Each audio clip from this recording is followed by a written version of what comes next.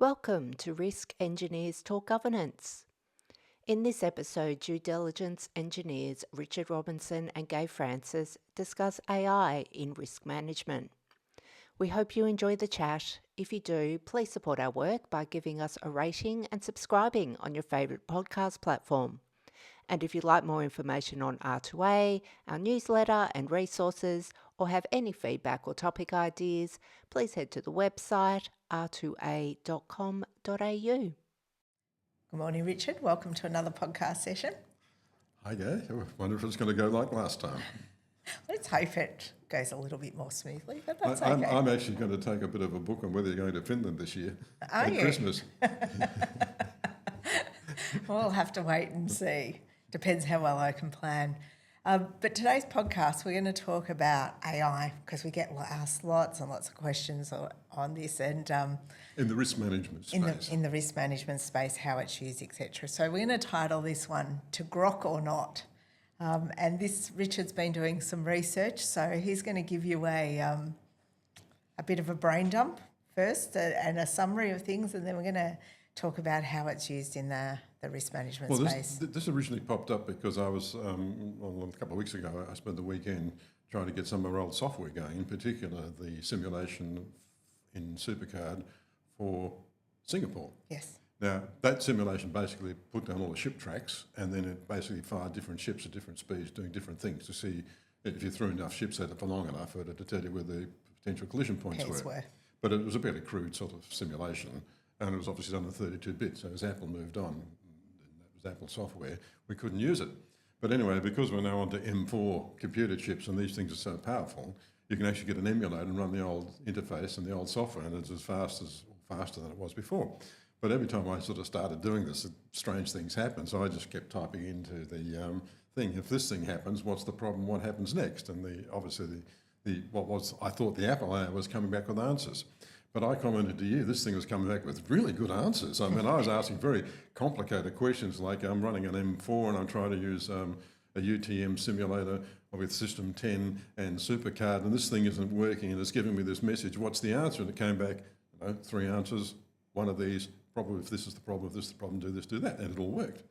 It wasn't until I was reading later that I suddenly realised that Apple had done a deal with Google, and had adopted Google's main AI, Gemini, to run the core answers from Apple, and that had happened in January this year. Right. And it commenced. Apple are paying $1 billion a year, I think, to Google for the privilege, although Google is currently paying Apple $20 billion a year for being able to put Google on Apple I instruments. have noticed that there's a lot more Google reminders and sign up for Google starting and to get sign very in annoying. for Google on our Apple machines. It's getting very annoying. Yes. But that meant I suddenly had to have a look at what was the AI actually doing and where was it coming and what was it doing. Now, you listen to these podcasts. Anyway, I found this podcast by a fellow called Gary Marcus, who's being interviewed by financial people. And he'd been apparently in the AI business for the last 30 years or something like that. And what he was pointing out is in the last 10 years, all the AIs are basically focused on large language models. Now, effectively, what you've got to do is think about that is it's basically scraping the internet. And as the new AIs come up, they scrape more and more. But they're logical inference engines, from his point of view, they're not actually thinking. And the example he gave, which I thought was kind of entertaining, was when Tesla were trying to get their software going up in the early days. It's an inference engine in the sense that what you do is you throw a whole lot of experiences at this thing, so it looks for cars, bikes, pedestrians and things like that, and it gives them all the scenarios in which these things could happen. So when it's looking at something, it picks the scenario that's most like that, and then that tells it what to do. It's not thinking through what should be done of itself. Right. And the example it gave was some Tesla guy was at an airport somewhere, and he sort of said, well, I'll show you how it works, and he called the Tesla to go somewhere, to come to him. And the first thing he did was take out an aircraft because he'd never been told about that you shouldn't run into aircraft, and it wasn't in the database, so it didn't recognise what it was. Right. And that means it's just an inference engine. And then he went on to explain that human cognition is a bit like that, because the example he sort of gave was, he gave it, but it was my inference from it. But when you drive to work in a car, you drive there, and you wouldn't even remember if you stopped at a red light. You just get there. And it's only every now and then when something strange happens, you sort of go, what the hell is going on? And do I have to think about this? And he said there's an extra bit where you're actually thinking about something as opposed to just sort of doing what's in background and that you know. And he said basically these large language models, from his point of view, is the background thinking. It's not the high level thinking, the actual reasoning part. So that it's actually makes giving the you difference. information that then you're supposed to think about to interpret into your context. It's the new or novel experience. If it's a repetitive routine experience, the AI, a large language model will get it right because it's scraping the internet for all the circumstances. So if it says the right way or the best way, if you take the top 10 people who've written English grammar or something like that, this is how they'd express what you'd want to say. So that's what it does. He then sort of points out, I think it was that in 2024, I think the US courts had 300 cases where people misquoted cases where, because the lawyers had used an AI to bring the case law together. Right. And I think last year it was 600 cases. He said, so this is going up exponentially. And so there was one particular case, and he was talking about how these bits of information get disconnected. But the AI had sort of said, well, you're obviously looking for this and you want this, so I'll actually construct an artificial case and put it in the reference. So he was having quite a good time pointing it out. And basically saying is that, most of the time the AI is going to get it right just because if that's the way the world's done. Now, in terms of that simulation, for example, we had a pretty dumb simulation. It was just sort of basically delaying the start, but every ship object was just moving around at a more or less constant speed and so forth. Whereas with the power of these things, we can actually program the AI to actually be each ship and to actually slow the ship down or put helms on asleep or put the guy watching out the front or the radar on the blink. Different you weather could manipulate conditions. it. But obviously that wouldn't, unless you ran the simulation for 700 years, you wouldn't find all the bad things that could happen. But you could do that theoretically, and obviously the more powerful these things get. And that's what he then went on to say, because Apple's just done this deal with Google. Does that come down to similar to your Monte Carlo simulations that, it's really good for predicting and helping you with the most likely scenarios? Correct, very much so. And the things that happen all the time. But what it's going to miss is those credible, critical, long tail events potentially, because they're rare and they don't happen very often. And they require thought. And they require thought. Well, but the other thing which then struck me, which I hadn't actually thought of, but when I was just reflecting on our various experience with the legal system is actually acting like the adversarial legal common law system actually, to one extent, acts like a large LLM, large language model, because what happens is all the lawyers and barristers work out all the case law that's relevant to the particular situation you're looking at, and say, if that's the case, and this case law comes up for this particular circumstances, this is what the outcome should be. But then the judge, or the jury, more likely the judge mostly in a common law case, actually acts as the high level thing, saying, well, is that right? The lawyers have put it all together, they put the case together, this is the facts, this is what the case law suggests, is what the large language models say should be the outcome right?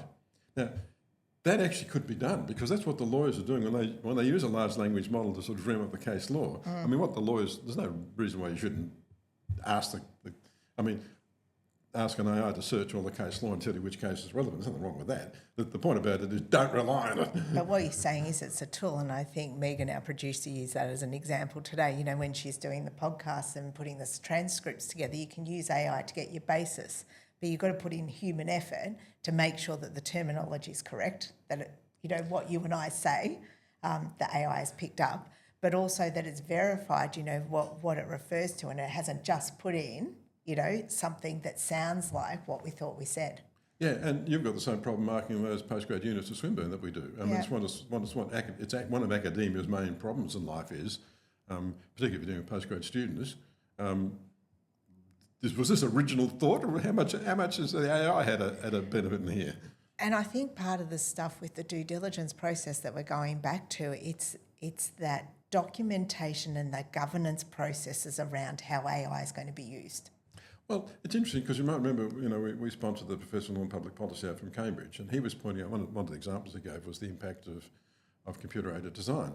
And he said that the real advantage of computer design, there used to be draftsmen who drew things up. A lot of them lost their jobs, but they didn't sort of just disappear. They turned into CAD operators.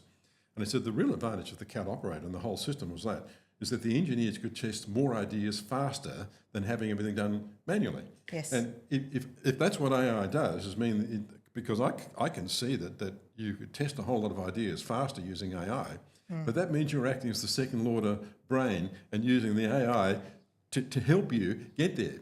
But I don't think people have been thinking about it like that. And I think that's when we've been and talked to boards, because we get asked, particularly by boards, what's the use of AI and how are the liabilities associated with if we take something that AI says and do that or implement it, who takes responsibility for that decision? And I think it does come back to that human interface, isn't it?